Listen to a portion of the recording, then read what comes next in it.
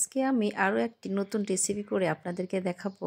So hello viewers, আসসালামু আলাইকুম। আপনারা সবাই কেমন আছেন? এখানে নিয়েছি ৩টা ভুট্টা। আর এই ভুট্টাগুলো আমি নিয়ে আসছি আমার মায়ের বাসা থেকে। প্রথমত এই ভুট্টাগুলো আমি সম্পূর্ণ ছিলিয়ে নিব এবং এটা একটা একটি করে আমি ছাড়িয়ে নেব। যদিও আমি এই জিনিসগুলো অতটা পারতেছি না, ভুট্টাগুলো কয়েকদিন আগে আনা হয়েছে দেখে একটু শক্ত হয়ে গেছিলো।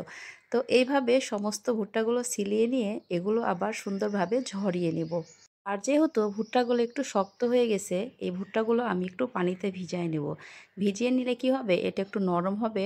আর এগুলো যেহেতু আমি পাটাতেই বাটবো, সে কারণে একটু নরম হলে বেশি ভালো হয় আর কি। আর এই ভুট্টাগুলোর সাথে আরও একটা জিনিস অ্যাড করেছি, সেটা হচ্ছে মসুরের ডাল।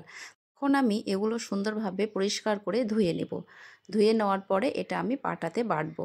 এখানে এই তো মসুরের ডাল আর ভুট্টা দুটোই একসাথে পরিষ্কার করে নিচ্ছি। আপনারা চাইলে এটা ব্লেন্ডারও বাটতে পারেন, কিন্তু আসলে পাটায় বেটে যে জিনিস আপনি খাবেন না কেন আসলে অনেক টেস্ট হয়। আর পাটায় বাটতে একটু কষ্ট হলেও মজাদার খাবার খেলে তো অবশ্যই একটু কষ্ট করতেই হবে। যাক, এগুলো আমি সমস্ত সুন্দরভাবে একসাথে করে বেটে নিব। আর এই রেসিপিটাকে আমরা বলে থাকি ভুট্টার বড়া। আর এই ভুট্টার বড়া আমি আমার মায়ের কাছ থেকেই বানানো শিখেছি। আর এভাবে আপনারা কি খেয়েছেন কি না, এটা তো অবশ্যই আমাকে জানাবেন। আর এখানে অনেকগুলো পেঁয়াজ কুচি করতেছি, কারণ এই বড়ার মধ্যে অনেকগুলো পেঁয়াজ দিই আমরা, এবং কাঁচা মরিচটা একটু বেশি করেই দিই। তাছাড়া খেতে অতটা ভালো লাগবে না, কারণ ভুট্টাটা একটু মিষ্টি মিষ্টি হয়, এখানে একটু ঝাল বেশি দিলে বেশি মজা লাগে খেতে। তো এভাবে আমি সমস্ত উপকরণ একসাথে দিয়ে এটা মাখিয়ে নিব। আমার মায়েরা গাছ থেকে ভুট্টা পেড়ে নিয়ে এসে জালি ভুট্টা তখনই বড়া বানিয়ে দিত। আসলে ওই বড়াগুলো খেতে আরও বেশি মজা লাগতো, কারণ গাছ থেকে পেড়ে নিয়ে এসে সাথে সাথেই করা মানে কি অনেক ভালো লাগতো খেতে।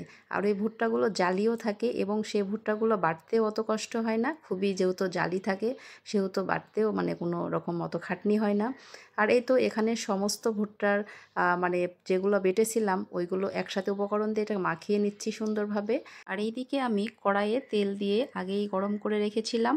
এখানে একটা একটা করে সুন্দরভাবে দিয়ে সমস্ত সুন্দর করে ভেজে নিব। আপনারা আমাকে অনেকে প্রশ্ন করেন যে আমি নিচে বসে কেন রান্না করি। আমি নিচে বসে রান্না করা এটা আসলে আমার অভ্যাস হয়ে গেছে।